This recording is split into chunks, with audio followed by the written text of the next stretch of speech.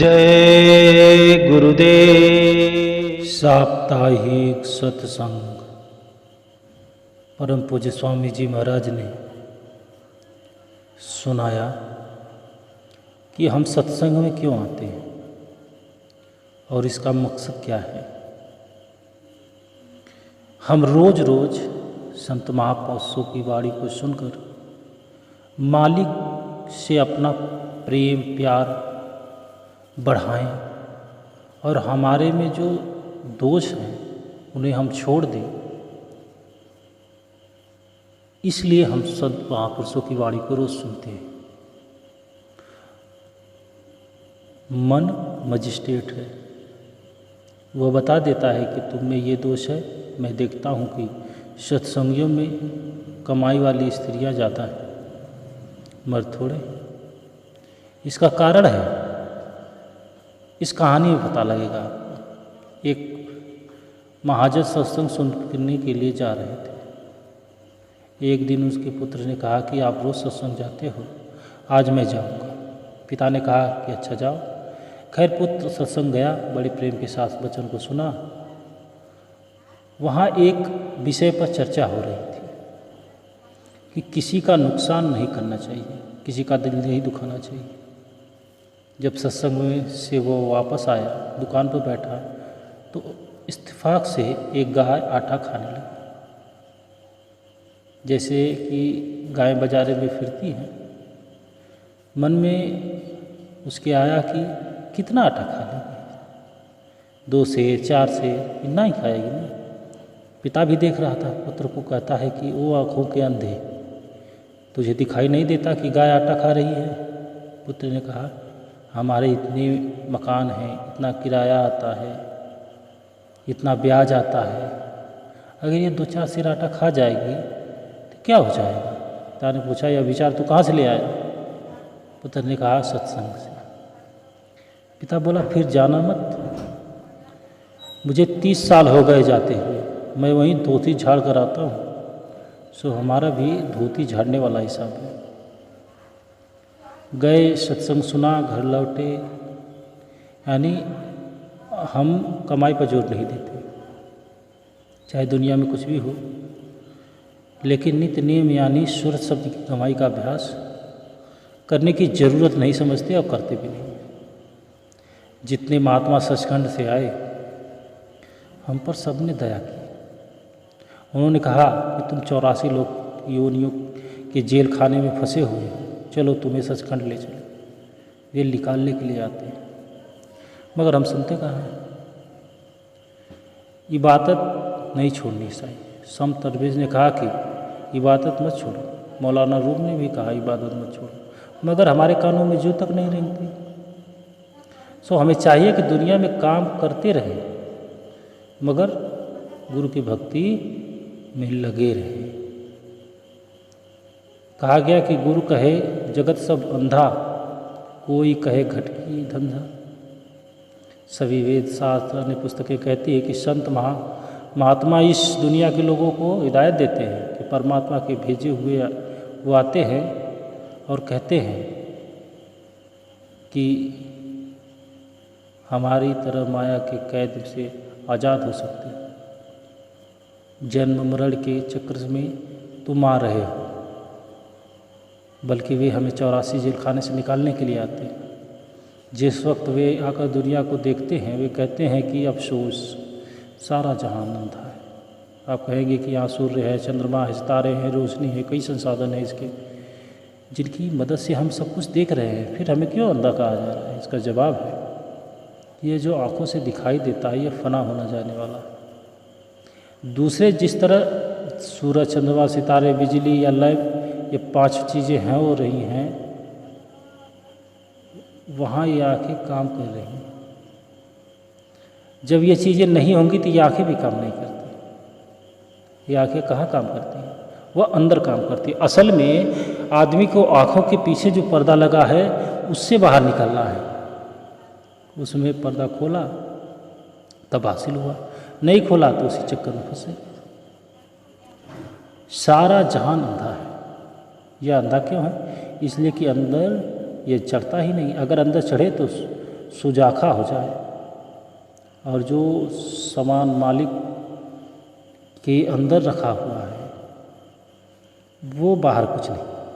अगर यह पौधा खोल कर अंदर रूहानी मंडलों पर चढ़ा जाए फिर दुनिया के जन्म मरण में ये नहीं आएगा, 84 के धक्के नहीं खाएगा। अब सारे महात्मा यही समझाते हैं लेकिन कोई सुनता ही नहीं, कोई नहीं संत महात्माओं की बातों को सुनता है। सभी लोग अपने मन की कर रहे हैं और मन आपकी मट्टी पलित करता चला जा रहा है। महात्मा कहते हैं कि आप अंदर नहीं जाते, अंदर का द्वार नहीं खोलते तो तमाम दुनिया अंधी आई है और अंधी चली जाएगी। आगे कहते हैं कि बाहर मुख भर में सारे, अंतर मुख शब्द न धारे। वह शब्द आकाशवाणी जिसे ब्रह्मवाणी भी कहा जाता है, नाम लफ्ज़ नहीं है। नाम न अरबी में है, न तुर्की में, न फारसी में, न अंग्रेजी में, न कोई जबान में नहीं। उसकी ताकत तो मुसलमान कलमे इलाही या बाक़े आसमानी भी कहते हैं। ऋषि मुनि उसी को ही ब्रह्मवाणी कहते हैं। गुरु नानक साहिब में उसे गुरुवाणी कहा गया। मुक्ति देने वाली चीज़ अंदर है मगर सारी दुनिया उसे बाहर तलाशती। कोई उजाड़ों पहाड़ों में ढूंढता है, कोई पत्थर में, कोई पानी में, कागज़ की नाव की तरह बह चला जा रहा है। जिस तरह वह आपके अंदर मिलेगा उस तरह बाहर नहीं मिल सकता। तरह तरह के देवी देवता भी जिसे तुम बाहर दुनिया में ढूंढते हो, उनकी मूर्ति बनाते फिरते हो, वे अंदर है लेकिन दिखाई क्यों नहीं दे रहे हैं? हमारे आंखें पर पर्दा पड़ा हुआ है और हम नीचे की साधना कर रहे हैं, इसलिए हमें उनकी छवि दिखाई नहीं दे रही। अगर फिर भी उससे मिलना चाहते हो तो अंदर जाकर उनसे मिल सकते हो। अगर पत्थर यानी मूर्तियों में उसे ढूंढोगे तो वे बेजबान है। बेजबान चीज़ जानदार हो नहीं सकती, इसलिए इनसे कुछ प्राप्त नहीं होगा। तो सारी दुनिया बाहर ही तलाश कर रही है और उसे कुछ मिल ना रहा। अंदर उसकी लज्जत मिलेगी। अब सवाल पैदा होता है कि अगर अंदर जाए तो अपनी आत्मा को किसके साथ जोड़ दें? कहते हैं कि शब्द के साथ। क्या गाना बजाने वाला, लिखने पढ़ने वाला? शब्द नहीं। वह लिखने पढ़ने बोलने में नहीं आता, वह अलिखित कानून है, अनबोली भाषा है, वह अंदर है। जो बाहर विषय विकारों और अन्य पदार्थों में उलझे हुए हैं वे इसे नहीं समझ सकते। यह बाहर बैठा माया के जाल में फंसा हुआ अंधा हो गया और फिर अंधा ही रहा, बहरा भी है, क्योंकि अंदर का जो कान है वो खुलेगा तभी वो आकाशवाणी सुनाई दी। जो जवान नाम नहीं जपती उसे जर्रा जर्रा करके काट दो, ये महात्माओं ने कहा। हम क्यों नाम को नहीं जपते? हम पर अब इतने गुनाहों का नशा चढ़ा हुआ है, हमारे पाप हमें इधर आने नहीं देते। बड़े ऊंचे भाग्य वाले आदमी होते हैं जो इधर आते हैं। आगे कहते हैं कि मन जगत भोग रस बंधा, नित करे कर्म सब धंधा। बताते हैं कि मालिक मिलने से कोई रुकावट नहीं है। हमारा मन विषय विकार, बेटी बेटियां मोहब्बत में, दुनिया के स्वाद में कैद है, आत्मा मन के अधीन हो रही है। जिस तरह किसी राजा की लड़की किसी महाराजा के साथ ब्याह करे तो उसे महारानी कहा जाएगा, मगर उसकी शादी को अगर किसी नौकर से कह दिया जाए तो उसका पति उसको रखे तो गाल, लेकिन उसको महारानी नहीं कहा जाएगा। यह भी मन इतने पर भी सब्र नहीं करता, वो बेबस होकर इंद्रियों के बस में हो रहा। जो इंद्रिया चाहती है उसे खींच लाती है, साथ ही मन खींचा फिरता है और फिर उसके साथ आत्मा भी खींची फिरती है। सारे खंड ब्रह्मांडों के मालिक सत्पुरुष अंश आत्मा मन काबू में आ जाएगी। आगे मन इंद्रियों बस में आ जाएगी। जो इंद्रियां चाहती हैं खींच कर ले जाती है। कान की इंद्रिय सुनकर क्या कहती है, आँखों की इंद्रिय देखकर क्या क्या पाप नहीं करती। मन जड़ है, इंद्रिय भी जड़ है, मगर आत्मा चेतन। कहते हैं यह कमीना और कंगाल वह राजा की लड़की है, फिर यह अंदर क्यों नहीं जाती? मन इसे अंदर जाने से रोकता है। मन आत्मा का दुश्मन है और उसे दुनिया के भोग रसों में बड़ा आनंद आता है। फिर यह दुश्मन आज का नहीं है, ये करोड़ों जन्मों का हमारे साथ लगा हुआ है। बहुत समय पहले काल भगवान ने एक बार 70 चौकड़ी युग और एक बार 64 चौकड़ी युग एक टांग पर खड़े होकर भक्ति करके मालिक से रूह ली थी उस दिन से रूह का मन कैद करके रखा है। काल भगवान की पूरी कोशिश है कि एक भी रूह सचखंड यानी मालिक के देश में न जाने पाए। इसलिए रूहें प्राप्त जो भी धन है ये इन्हें लूट लेते हैं। तन मन के पिंजरे में उस रूह को कैद कर दिया गया। जिस योनि में भी जाओ तन मन का पिंजरा साथ है। नरकों में जाओ तन मन साथ है, स्वर्ग में जाओ तन मन साथ है, कीड़े पतंग तन मन साथ है। जब तक हम अंदर पार ब्रह्म में नहीं जाएंगे या तन मन का पिंजरा नहीं टूटता, जब आत्मा मन के वश में आ जाएगी तो उसमें भोगों और सांसारिक रसों में फंसा जाएगा। मन खोटे खोटे कर्म कराता है। जिस तरह की जमींदार के घर में जो अन्न के दाने हैं उसे वही खाएगा, जो बोएगा वही खाएगा। इसी तरह आदमी जो कर्म करता है अगले जन्म में उसका प्रारब्ध बन जाता है, फिर उसे भोगना पड़ता है। फिर कर्म करेगा, फिर प्रारब्ध बनेगा, फिर भोगना पड़ेगा। यह सारी उम्र बाहर ही बाहर रहता है, अंदर नहीं गया। हमें खुद ही कर्म किए और खुद ही कर्मों का जाल बनाकर उसमें खुद फंस गए।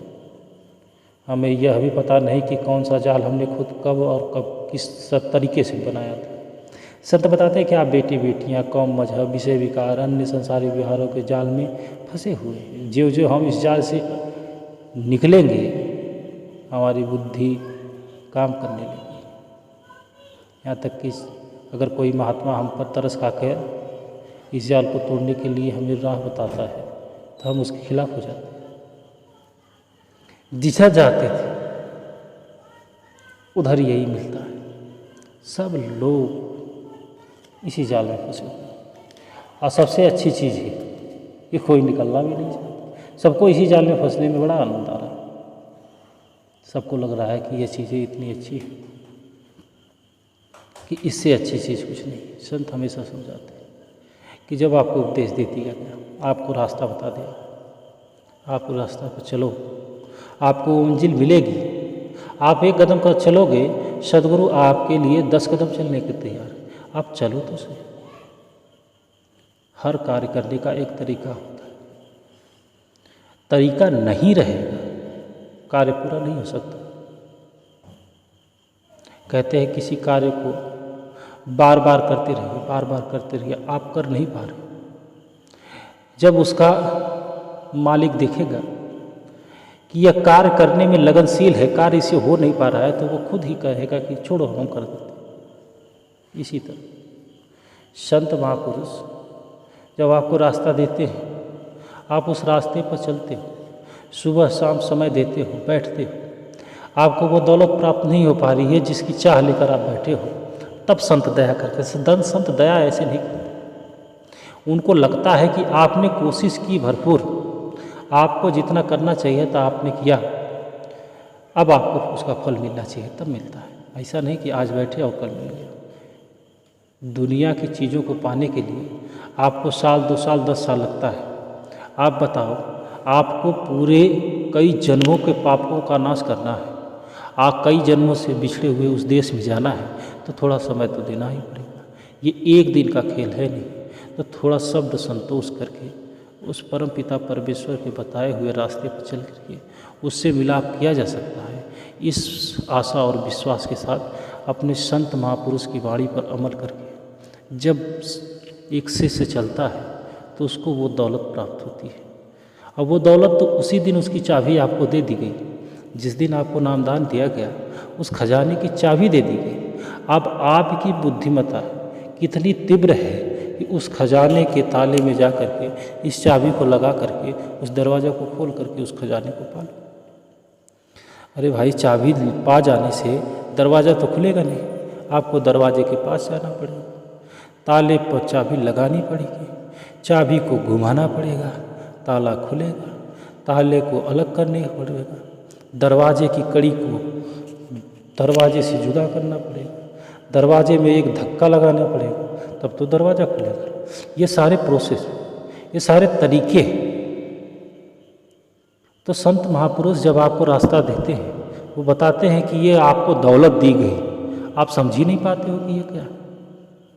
ये चीज़ें समझने की। बुद्धि विवेक ये जो बनाया गया, इनका भी अपना एक अस्तित्व है। ये भी कहीं कहीं प्रयोग किए जाते हैं। कहाँ प्रयोग किए जाते हैं? ये यहीं प्रयोग किए जाते हैं। इस चराचर जगत में जिस चीज़ का निर्माण हुआ, उन सब का कहीं ना कहीं प्रयोग है। तो ये प्रयोग कहाँ किए जाएंगे? यहीं किए जाएंगे। अब आपको लगता है कि दौलत मिल गई तो वो मिल गई हो, अब क्या करना? क्योंकि महापुरुष ने तो कह दिया कि आपको दौलत मिल गई, तो उनको हमने भरोसा कर लिया है। अब भरोसा कर लिया है तब कुछ करने की ज़रूरत नहीं, क्योंकि वो झूठ तो बोलेंगे नहीं। अरे भाई, आधी बात सुन करके अपनी मतलब की बात उसमें से निकाल करके अब खुश हो रहे हो, ये तो गलत है। आपको बार बार सत्संग सुनने की ज़रूरत क्यों पड़ती है? आप इतने बड़े बुद्धिजीवी, तीव्र बुद्धि के तो हो नहीं कि आपको थोड़ी सी बात बता देंगे और आप बहुत सब कुछ समझ गए। इसीलिए हमेशा कहते हैं लगातार संत महापुरुषों की सत्संग वाणी को सुनते रहो और सत्संग और सत्संगियों के बीच में रहो। जब उनके बीच में रहोगे तो चीज़ें समझ में आती हैं। जब समझ में एक बार आ गई, फिर किसी की क्या मजाल जो आपको इस रास्ते से हटा सके। अब तो विश्वास हो गया। ये विश्वास जब दिल में पैदा होता है तो ये बहुत बड़ा कमाल करता है। एक छोटा सा बच्चा बहुत ऊंचे टीले पर खड़ा, पिता कहता है कूद जाओ, मैं पकड़ लूँगा, वो कूदता है, पकड़ लेता है। एक बहुत समझदार पत्नी अगर उसी टीले पर खड़ा कर दो, पति कहे कि कूद जाओ, नहीं कूदेगी। उसको भरोसा तो है पकड़ लेगा, विश्वास ही नहीं। तो उस बच्चे की तरह विश्वास जब दिल में हो जाए कि संत महापुरुष जो कह रहे हैं वो सही है, जब भरोसा, वो विश्वास जल जाता है, वो जम जाता है, फिर दुनिया एक तरफ, आपका विश्वास है। दुनिया कुछ भी कहे आपको कोई फर्क नहीं पड़ता। लोग कहते हैं कि जो संत होते हैं वो मतवाले किसे कहते हैं? हमारी जो दुनिया में जो तथाकथित बुद्धिजीवी हैं, जिनकी अपनी नियमावली है, उस नियमावली के विपरीत जो कार्य करता है, या तो वो पागल कहा जाता है या तो मतवाला कहा जाता है। तो संत महापुरुषों जिनकी बाड़ी, जिनके शब्द बड़े गहरे हैं, तो उन्हें पागल तो कहेंगे नहीं, लेकिन उनकी किए गए कार्यों को मतवाला कर दिया जाता है कि वो कुछ नासमझी कर रहे हैं। अरे भाई, जो इतनी गहरी बातें कर रहा है, इतनी ऊंची बातें कर रहा है, तो वो जो कार्य कर रहा है वो कैसे मतवाला हो सकता है? कहीं ना कहीं आप उनकी बातों को, उनके कर्मों को समझ नहीं पा रहे हो। लेकिन तो कोई अपने आप को बेवकूफ़ थोड़ी कहेगा। यहाँ सब भी बुद्धिमान, सब एक से एक बढ़ के एक। तो ये बातें समझने की है। जय